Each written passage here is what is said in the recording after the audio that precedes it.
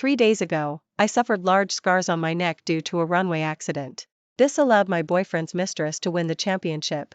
At the celebration party my boyfriend held for his mistress, she raised her phone, and the screensaver displayed a photo of her and my boyfriend having an affair in my hospital room. The date showed the night of my emergency rescue.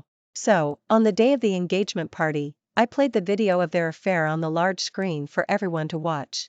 Before we continue, please subscribe to this channel and tell us in the comments where you're listening from. When Eleanor rushed into the hospital room, I was staring blankly at the medical report. The scars were repeatedly infected and had worsened into chronic ulceration. Are you really going to retire? Her red-rimmed, she asked. Marcus, this jerk, is clearly trying to force you to die. Are you just going to accept it? I touched the gauze under my collarbone. That used to be my most proud trophy. At 19, I walked my first closing show. My elegant swan-like neck instantly topped the charts on major platforms. Marcus had love at first sight for me. He said my neck was the most beautiful badge of honor. How ridiculous. Now he personally crushed that badge of honor into mud. I vibrated, pushing a video of Marcus celebrating with Tiffany. The camera scanned the ring on her ring finger. That should have been our 3-year anniversary gift. 3 hours ago, this ring was still locked in my vanity table. In the video, he held her hand to cut the cake. Reporters were cheering, "President, give your lover a kiss." He lowered his head and kissed her, just like he used to kissing her neck. I pushed the termination agreement to Eleanor. She had a deep sigh, and finally signed it. After being discharged from the hospital, Marcus rarely returned home. The night was deep, only a dim bedside lamp was on in the bedroom. I sat on the bed, still wearing the torn turtleneck blouse. The scars and my neck looked particularly ghastly under the light. The sound of rushing water came from the bathroom. Marcus was taking a shower. I closed my eyes, trying not to think about everything that happened today. But those images lingered like a nightmare. Tiffany's sarcastic laughter, Marcus's cold gaze, countless cameras. The water stopped. Marcus, wrapped in a bath towel, walked out. He glanced at me on the bed, a mocking smile playing on his lips. What, still playing dead? He walked to the bed, looking down at me. Today's performance was good, the media are very satisfied. I didn't respond, just buried my face in the blanket. Marcus lifted the blanket and lay beside me. His body pressed against mine, his hand reaching under my clothes. I turned to dodge, but he grabbed my wrist. What are you dodging for? His voice held a hint of playfulness. Didn't you always want me to touch you? What are you trying to act innocent for today? Look at you now. You should feel lucky that I'm willing to touch you. I bit my lip hard, trying not to trembling all over. Since meeting Tiffany, Marcus would no longer be gentle with me. Every touch of his carried humiliation and punishment. Sure enough, Marcus had no pity. I bit my lip hard, pushing him away. Marcus, you are a beast, your touch disgusts me. Marcus slammed the pillow hard on my ulcerated wound, just about to say something, when a phone rang. Marcus, what are you doing? Tiffany's voice was sweet and cloying. He aimed the phone camera at my pale face and the ghastly scars on my neck. Looking at your masterpiece. So, satisfied? Tiffany, sister scar is so pretty. It looks just like an 8-meter-long centipede. Marcus, I'm scared. I was trembling all over, nails digging deep into her palm. I wanted to escape, but Marcus held me down firmly. Don't move. His voice held a hint of threat. Tiffany's voice came again. Marcus, I miss you. I miss you too. His voice was deep and suggestive. I closed my eyes, T.E.R. silently falling. Tiffany's voice had a hint of pouting. Marcus chuckled, picked up the phone, and aimed the camera at himself. How about it, do you like it? He asked the screen. Tiffany sweetly, I love it. Marcus, you're so naughty. Even if I'm not by your side, you still only belong to me. I clenched my fingers tightly, listening to the heavy breathing coming from the phone screen. My heart still stung. Memories flooded back like a tide. In a daze, I seemed to see Marcus from 5 years ago. Grace, you are the most talented model I've ever seen. This was what he told me 5 years ago backstage when I first started in the industry. His eyes were so sincere, making me think I had found my lifelong mentor. Thinking about it now, that was just his first step in taming his prey. Sign this contract, and you are mine. I will make you the most dazzling supermodel. That was the promise he made when he had love at first sight for me. Tonight's investors are very important, accompany them for a few drinks. Don't worry, I'm here. That was the first time I got drunk at a banquet, waking up sore all over. And he sat by the bed smoking, his eyes as cold as if looking at a commodity. Tiffany is much more sensible than you. You know what to do. That was half a year ago, his warning to me after I discovered his ambiguous texts with Tiffany. Over the years, he had woven a net of sweet words, trapping me in a cage of love. And now, I finally saw that this net was woven from his lies and betrayal. I picked up my phone and sent a message to Ethan. Ethan, I want to go home. Then, I fell into a deep sleep. I woke up again, burning up. I got up to the living room to get the car keys to go to the hospital. Marcus saw me and asked, "What's wrong? Regretting not letting me touch you in the middle of the night?" I ignored his mockery, picked up the car keys from the table. Marcus asked, "What are you doing?" "I'm feverish, and the wound seemed infected." He saw me stand in at the door with the car keys and scoffed, "Grace, aren't you leaving? Are you waiting for me to take you? It's 10 degrees below zero outside, are you dreaming?" I turned and left. The rang. Marcus took out his phone, a satisfied smile on his face. Then, he snatched my keys and went out, leaving only one sentence, "Call a cab." I didn't want to argue with him, opened my phone. On the phone screen, I saw Tiffany's social media post only visible to me, "He's coming out with me because I want to be in the car." I scoffed, opened the ride-sharing app. It showed 56 people in queue ahead, estimated wait time 2 hours. I pulled her scarf tighter, deciding to walk to the hospital 3 kilometers away. The wound ached in waves in the cold wind. As soon as I stepped out, seductive sounds drifted in the wind. Thin frost covered the car windows, but it couldn't hide the intertwined figures inside the car. I watched Tiffany's eyes looking directly at me through the car window. I bit my lip hard. He was unwilling to accompany me to the hospital in 10 degrees below zero weather, but he was willing to accompany Tiffany in 10 degrees below zero weather. I leaned against the wall and slowly moved to the triage desk. The gauze on my neck was soaked with pus and blood. The nurse saw it and rushed forward. "Madam, your neck wound is severely infected and must be treated immediately." Suddenly, a piercing ambulance siren sounded. "Move. Everyone move." Marcus's roaring voice echoed in the corridor.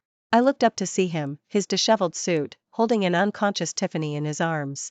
"Doctor! Save her quickly." Marcus kicked open the examination room door. "She fainted from lack of oxygen." I watched his panicked state and suddenly remembered 3 years ago when I had an acute appendicitis attack. He carried me 10 kilometers in the rain to find a hospital. But now, someone else was on his back. "This lady also needs emergency treatment. Her wound is severely infected." The triage nurse pointed at me and said, "Save first." Marcus pushed the nurse away. Passing nurses whispered, "This gentleman and this lady, what a perfect couple." I looked at the suppurating wound on my neck, her heart filled with bitterness. Marcus kept obstructing, so by the time it was my turn, dawn broke. I leaned against the bedside, watching the medicine dripping drop by drop in the 4-tube. Tiffany, her delicate hand holding a syringe, walked in smiling. "Sister is so pathetic. I heard you missed the optimal window, and your scar will never fully heal?" She leaned close to my wound, the heavy perfume choked me, making me cough. "This is the medicine Marcus gave me. He said as long as I inject it, your wound will fester forever. He said as long as your scar doesn't heal, all the closing spot of the fashion shows will be mine. Sister probably doesn't know yet, your injury wasn't an accident." I just acted coquettishly in front of Marcus, saying your neck made me feel inferior, and he arranged the scheme to ruin your neck. I clenched the bedsheet tightly. "What did you say? You thought that accident was an accident?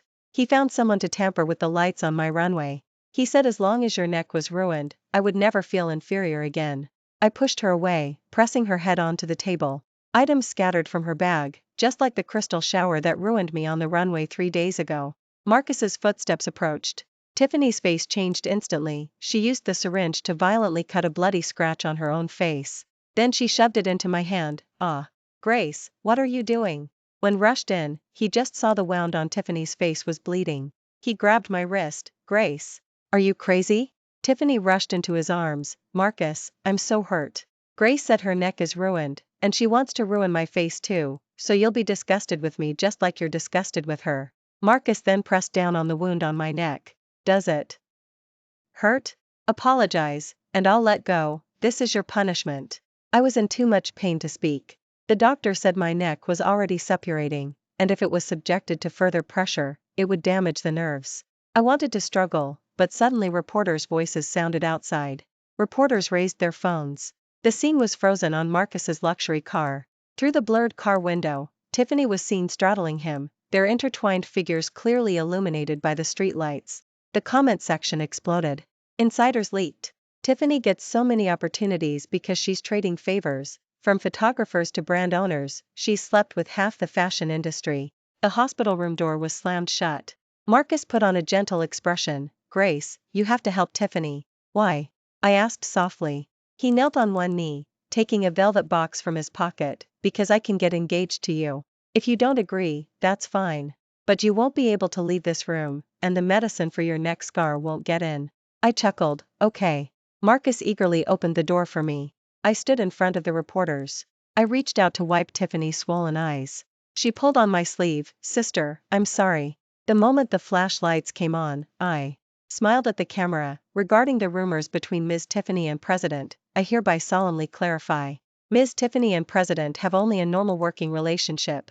Ms. Tiffany was just getting something for me from the car that day, and those so-called intimate videos are all a matter of angle. The reporters didn't believe it and swarmed forward. Marcus embraced me at the right moment. I heard his heart beating like thunder. This embrace was exactly the same as 3 years ago. But this time I had a voice recorder in my hand. On the day of the engagement party, the makeup artist was applying concealer to the scar on my neck. Marcus pushed open the door, holding an off-shoulder gown. Change into this. I looked at the gown that almost exposed my entire neck. My wound will show.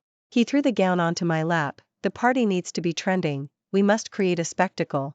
Also, remember to make an entrance in a wheelchair later. I clutched the fabric of the gown, remembering 3 days ago when he had his bodyguards push me down the stairs. At the time, he said, to restore Vance's image, you have to be truly injured. Remember, later you have to say that your leg injury was caused by reporters pushing you down the stairs that day when you clarified things at the hospital. I will act very gently towards you, making everyone believe we are deeply in love. Only then can we arouse public sympathy and restore Vance's image. Most importantly, only if you make an entrance in a wheelchair can I alleviate my guilt towards Tiffany. I touched the scar on my neck and suddenly smiled. Okay. Marcus stood at the ballroom entrance. The guests had all arrived.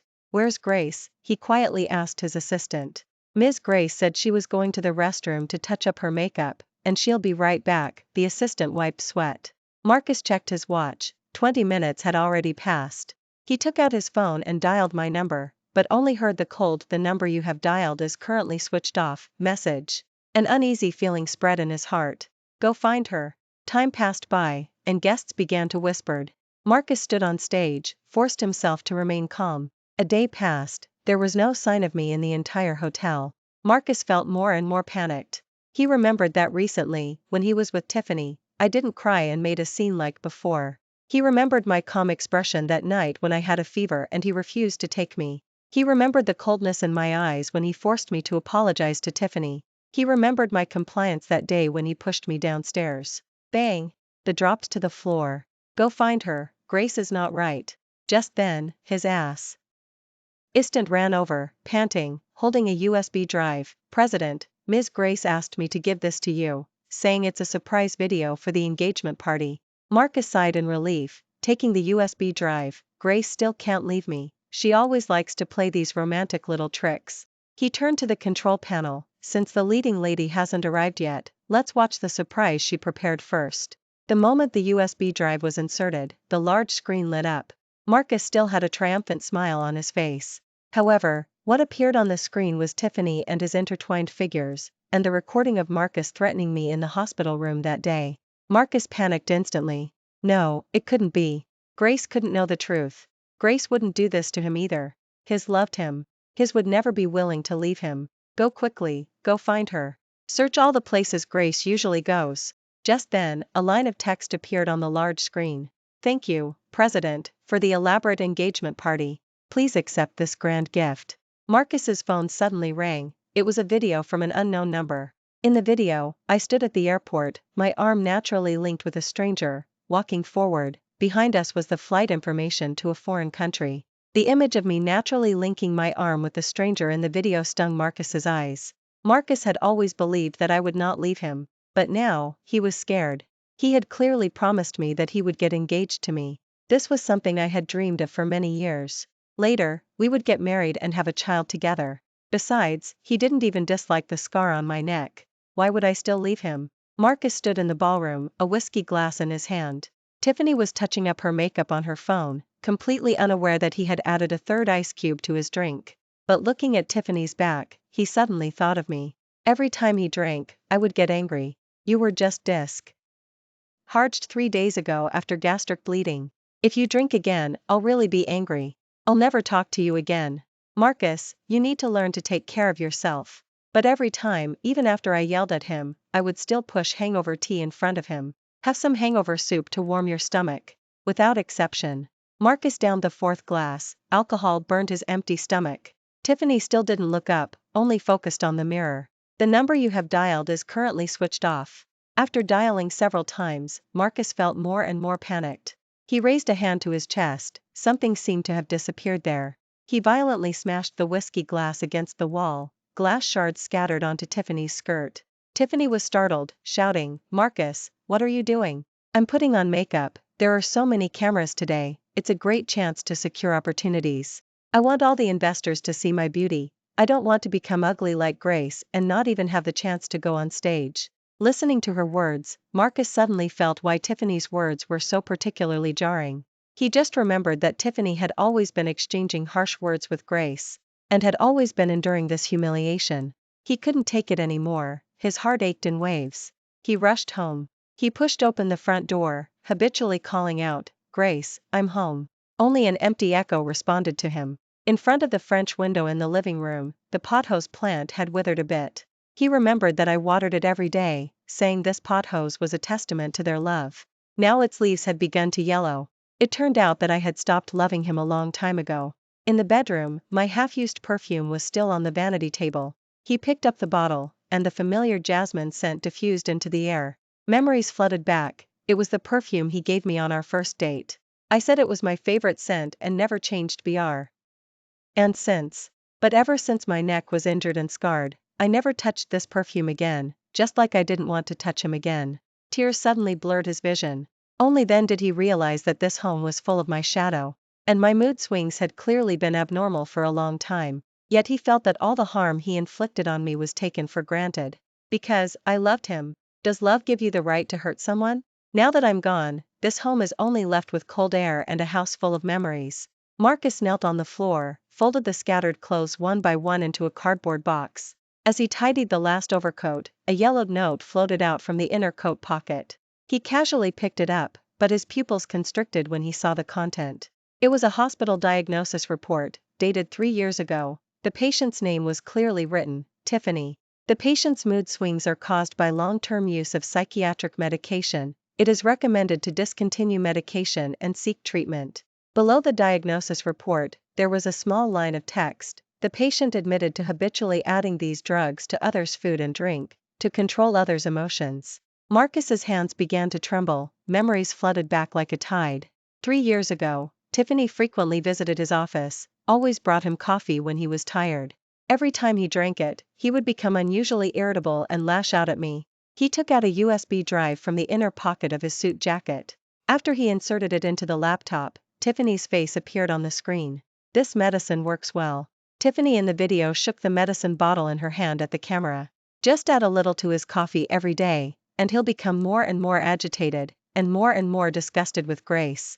That still hasn't found out. He still thinks he genuinely doesn't love Grace anymore. Marcus felt dizzy. He remembered those moments of losing control, yelling and screaming at me over trivial matters. Tampered with the lights on my runway, resulting in large scars on my neck. Blocked the doctor from treating Tiffany first in the hospital, making me miss the optimal treatment time, leaving a hideous scar on my neck that could never be removed. Even personally pushed me down the stairs for attention. It turned out that all of this was orchestrated by Tiffany. Then came another video. Tiffany was talking on the phone with a stranger. Don't worry, Marcus has taken the bait. Once his sanity gradually spirals out of control, we'll get his property, then we'll run away and never come back. Thinking about it now, those accidents were all meticulously designed schemes. It turned out that Tiffany approached him never out of love, but to control him and ruin him. And he, played like a puppet by such a woman, had hurt Grace who truly loved him. Marcus kicked open the hotel room door. Tiffany was applying lipstick at the vanity table. The moment she saw him, her smile froze. Marcus? Why are you here? I haven't seen you for days, I miss you. Before she finished speaking, Marcus threw a stack of photos at her face. Explain this. His voice was cold as ice. These photos, and the hospital diagnosis report. The photos were scattered on the floor, all intimate photos of Tiffany and that stranger. On the diagnosis report, the words long-term purchase of medication that causes agitation were particularly jarring. Tiffany's face instantly went pale, but she quickly regained her composure. So? You think you're some paragon of virtue? She stood up, her high heels stepped on the photos. If it wasn't for your money, would I have kept up this act for so long? Do you know, your performance in bed is truly awful, only Grace could tolerate you. Marcus grabbed her by the neck. You schemed to harm me, made me take psychiatric medication, made me lose control and hurt Grace, all for money? Tiffany struggled, let go. Not for your money, then for you? You manic rage. Do you think you're innocent? Every suffering Grace endured, you weren't behind it. What kind of profound affection are you feigning now? Marcus slammed her against the wall. Shut up. Do you know what I lost because of you? Tiffany wiped the blood from the corner of her mouth. Lost? You never truly owned anything. Grace, that bitch, saw through you a long time ago, only you were still immersed in your own fantasy. If had come to her senses when she was first injured, maybe that bitch could have forgiven you. Do you know what the doctor said? She said Grace's wound will never fully heal. She can never go on the runway again. Do you know how painful that is for her? This is karma. Marcus's eyes suddenly became dangerous. He stepped closer to Tiffany. You're right, I was indeed immersed in my own fantasy. But now, it's time to wake up. Marcus's eyes suddenly became dangerous. He stepped closer to Tiffany, taking a medicine bottle from his pocket. Since you like poisoning so much, why don't you try some yourself? No. That's... Tiffany recoiled in terror. Exactly, it's the same medicine you gave me. Marcus squeezed her chin. But the dose is 10 times the usual. He forcibly poured the medicine into Tiffany's mouth, watching her cough painfully. How does it feel? Does it feel familiar? Tiffany was trembling all over. Please let me go. I'm pregnant. Marcus squatted down, squeezing her chin. The police are downstairs. He took out a small knife, but before that, I need to make you remember the price of hurting Grace. He slashed her repeatedly, leaving countless bloody scratches on Tiffany's face. She screamed, covering her face, blood oozing from between her fingers. These wounds are for Grace. Marcus stood up. Your rest of your life will also be spent in nightmares. When the police rushed in, Tiffany had already collapsed on the floor. Marcus adjusted his cuffs, watching her being handcuffed coldly. Enjoy your new life. He turned to leave, Tiffany's hysterical screams coming from behind him. Marcus, you'll die a terrible death. Marcus didn't look back. Tiffany had got her just deserts. And his punishment from heaven was just beginning. I lay in the hospital room, watching the snowflakes fall outside the window. Ethan sat by the bed, gently holding my hand. Are you ready? I nodded, taking a deep breath. The scar on my neck began to throb faintly again, as if reminding me of that unbearable past. The moment the operating lamp lit up, I felt like I was back on that runway. Anesthesia affects nerve responses, which means you'll be fully conscious throughout the procedure. The attending physician flipped through the medical records. Start. I interrupted him. This pain is nothing at all. When the first cut was made, I remembered the moment the lights fell on the runway that day. The pain of crystal lamp fragments cutting through my skin was 1/10,000th of the pain of the electric scalpel burning my flesh. But at least this time, this pain was for rebirth. When the last piece of ulcerated tissue was removed, I heard the nurse gasped. The scar in the mirror was ghastly, but it was no longer Marcus's mark. The recovery period will be painful, miss, you are very strong. The doctor hesitated. I touched the fresh wound and smiled. Compared to those past marks, what is this pain? As soon as I left the operating room, Ethan hugged me. Grace, you are truly a brave girl. I grew up in France. A domestic event introduced me to Marcus. I was moved by his sincerity and stayed in the country. My parents always disagreed with me returning alone, eventually leading to a break in our relationship with home. I think this was also Marcus's reason for humiliating me. Until that day, I decided to leave and send a message to Ethan.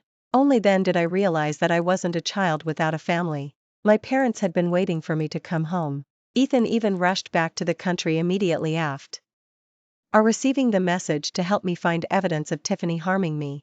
I looked at Ethan's face in front of me and burst into tears. On the first day of rehabilitation, I couldn't even sit up. The wound on my neck felt like it was burning, and every breath brought a tearing pain.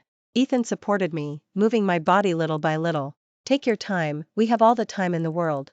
His voice was gentle and firm. The gentler Ethan was, the more I regretted. Why did I hurt my family for someone like Marcus? A month later, I was finally able to get out of bed and walk around. But the person in the mirror still felt like a stranger to me. Although the scar on my neck had faded somewhat, it was still ghastly. Do you want to try this? I had a designer specially customize it. Ethan handed me a backless gown. I took the gown with trembling hands, the scar on my back faintly visible in the mirror. At that moment, I suddenly understood that this scar was not a mark of shame, but proof of my rebirth. During my recovery, I started to pick up my paintbrush again. I loved to draw since childhood, but Marcus said I shone on the runway. That's why I chose to be a model. Ethan prepared an art studio for me. Sunlight streamed through the French window onto the canvas. I painted the scar, outlining a phoenix with gold thread. It's beautiful, our Grace is the best. This looks very brave, just like you. Ethan stood by me. I turned and hugged him, tears soaking his shirt. At this moment, I finally understood that some scars are not meant to make us suffer, but to make us stronger. Just when I thought I would never see Marcus again in this life, fate played a trick on everyone like that. Backstage at Paris Week, I was doing a final touch-up of my makeup in front of the mirror. Miss Sue, 5 minutes, the assistant reminded me softly. I took a deep breath and walked towards the runway entrance. Just then, a familiar figure blocked my way. Grace. I finally found you, do you know how? I've been living these past few days? I've been thinking about you. Every day I can only sleep with sleeping pills. He was wearing a custom suit, but his tie was a bit crooked, clearly showing he came in a hurry. Move, we don't know each other. I said coldly. Grace, don't say angry words, let's talk. He reached out to grab me. President, this is backstage, unauthorized personnel are not allowed. His eyes darkened. Do you have to be this way? I know I was wrong. The way I treated you before was because Tiffany gave me psychiatric medication, which made me constantly lose my temper with you. I scoffed. No, you were wrong? So now you're here to confess? Don't you think it's too late? Grace. He lowered his voice. I know you hate me, but those were all Tiffany. Enough. I interrupted him. Don't push the blame on Tiffany. It was you, Marcus, you personally destroyed everything between us. I turned to leave, but he grabbed my wrist. Give me another chance, I'll do anything. His voice was pleading. I shook off his hand and turned to look him directly in the eyes. You know what? My biggest regret now isn't falling in love with you, but not leaving sooner when you hurt me. Grace, don't go. I beg you to look at me again. I interrupted him. President, please call me Miss Sue. Also, please move aside, my show is about to start. He stood there, his face pale. I walked past him. On the runway, flashlights flickered continuously. As I turned, I saw Marcus standing in the backstage shadows. His eyes were complex. Marcus stood in the laboratory, fiddling with a small medicine bottle in his hand. The clear liquid shimmered eerily under the light, just like the medicine Tiffany had once given him. Just one drop can make a person forget the last 3 years of memories, the researcher in the white coat said. Marcus clenched the medicine bottle, his knuckles white. He knew this was despicable, but he was at his wit's end. My image on the runway kept flashing and his mind. So dazzling, so out of reach. Are there any side effects? He asked hoarsely. There might be headaches, nausea, but these are temporary. The researcher pushed up his glasses. However, I must remind you, this drug is still in the experimental stage. Although not yet confirmed, it's highly likely to lead to early onset dementia.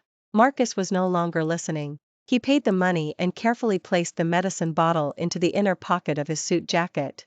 The next day, he appeared at my studio. I was drawing design drafts, not looking up. Get out.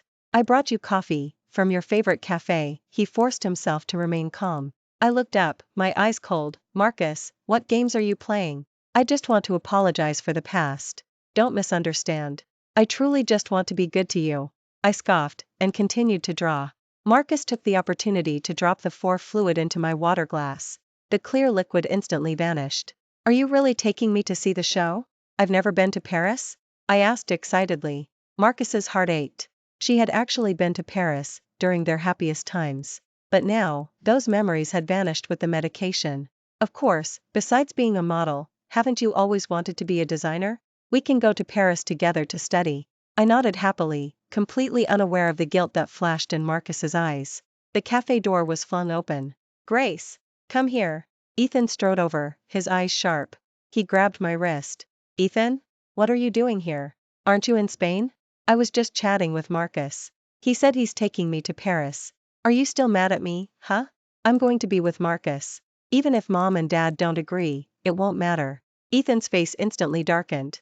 He turned to Marcus, his voice laced with suppressed fury. What did you do to her? I pushed Ethan away. Ethan, why are you always like this? Marcus treats me very well. Why won't you just believe him? Ethan's heart sank. I knew you understood me too well. The me of today would never speak in that tone. The argument between Ethan and Marcus escalated. Marcus told me to leave. I tightened my grip on the voice recorder in my hand. I had been waiting for this chance for days. What did you do to her? Why is she like this? Ethan grabbed Marcus by the collar. Marcus scoffed. What did I do? I just made her forget the unpleasant things. What do you mean? What did you do to her? Ethan's grip tightened. Marcus suddenly roared. I gave her medication. The kind of medicine that makes people forget painful memories. Just like Tiffany once did to me. The air instantly froze. Ethan's hand loosened, looking at him in disbelief. You beast, how could you do this to her? Marcus scoffed again, then forcefully pushed Ethan away. Ethan staggered back, his neck directly in line with the table corner. At that critical moment, I rushed out. Watch out. I pushed Ethan aside, but lost my own balance. Marcus quickly caught me, but I seized the opportunity to reach into the inner pocket of his suit jacket. Grace? Didn't you forget? Ethan looked at me in shock. I steadied myself and pulled a medicine bottle from Marcus's pocket. Looking for this, Marcus? Marcus's face instantly changed. Grace, you didn't lose your memory? I scoffed. Of course not. I knew from the first time you offered me coffee. Tiffany also gave you this kind of medication, didn't she? Ethan suddenly realized, so you've been acting all this time? I nodded and opened my phone to play a recording. Marcus's voice clearly played. As long as she forgets the past few months, she'll fall in love with me again. I'm confident about that. No, Grace, let me explain. Marcus tried to snatch the phone, but Ethan blocked him. I looked at him coldly. You think I would make the same mistake again? After you've hurt me so many times, would I still believe anything you offer? Marcus slumped to the ground, his face pale. I took out another USB drive. This contains all the criminal evidence against you and Tiffany. The police are already on their way. He reached out to grab me. Grace, listen to me. I just wanted you to forget your painful memories. I just wanted us to start over. We've been so happy these past days, just like before. I stepped back. Don't touch me, Marcus. Your touch disgusts me. Police sirens grew louder, and Marcus finally broke down. I'm sorry, I cut him off. Just what? Just loved me too much? No, you've always loved controlling me. As the police rushed in, I turned and walked towards Ethan. Let's go. We're not needed here anymore. Marcus's hysterical shouts echoed behind me, but I didn't look back. This time, I had finally completely escaped his shadow. In the visiting room of the state, Marcus sat behind the glass, his eyes glazed over. His hair was disheveled, stubble overgrown, a far cry from the spirited and dashing CEO of Vance he once was. Grace, is that you? I looked at him coldly. It's me. I'm sorry, I truly know I was wrong. Before he could finish, he suddenly clutched his head, groaning in pain. The prison guard stepped forward and restrained him. It's happening again. I watched him struggle inside, remembering the private investigator's report. The medication Tiffany had given Marcus, its side effects were now destroying his sanity. He suddenly shouted, Grace, watch out for Tiffany. She always wanted to harm you. Before he could finish, he lapsed back into confusion. I stood up to leave, but he suddenly became lucid again. Wait. I made a will, leaving all my property to you. I cut him off. I know. It's already been donated. He was stunned. Donated? I turned to him. Yes, it was donated to a fund for victims of domestic violence. Your money belongs in places like that. His eyes suddenly cleared, and tears welled up. Do you hate me? I shook my head. Hatred is too exhausting. I just pity you, pity that even at the end, you never understood what true love was. As I walked out of the state, the sun was shining brightly. I touched the fading scar on my neck and suddenly smiled. My phone rang. It was Ethan. Is it handled? I took a deep breath. Yes, it's all over. Hanging up, I took one last look at the state behind me. High walls and barbed wire separated that insane world. But my world was just beginning. At the Paris Week runway show, flashbulbs popped continuously. I felt the vibration of the runway beneath my feet, as if I could hear my own heartbeat. The moment I turned, I saw myself in the mirror, like a phoenix reborn from the ashes. Reaching the end of the runway, I paused, then slowly turned. In that moment, all the pain, humiliation, and struggle transformed into strength. I spread my arms, as if to embrace the entire world. A round of enthusiastic applause erupted from the audience, and I saw tears glistening in Ethan's eyes in the front row. In that moment, I finally understood that true redemption isn't forgetting the past, but letting the past become your motivation to move forward. Backstage, the assistant handed me my phone. On the screen was a news notification: Marcus, former CEO of Vance, committed suicide in prison.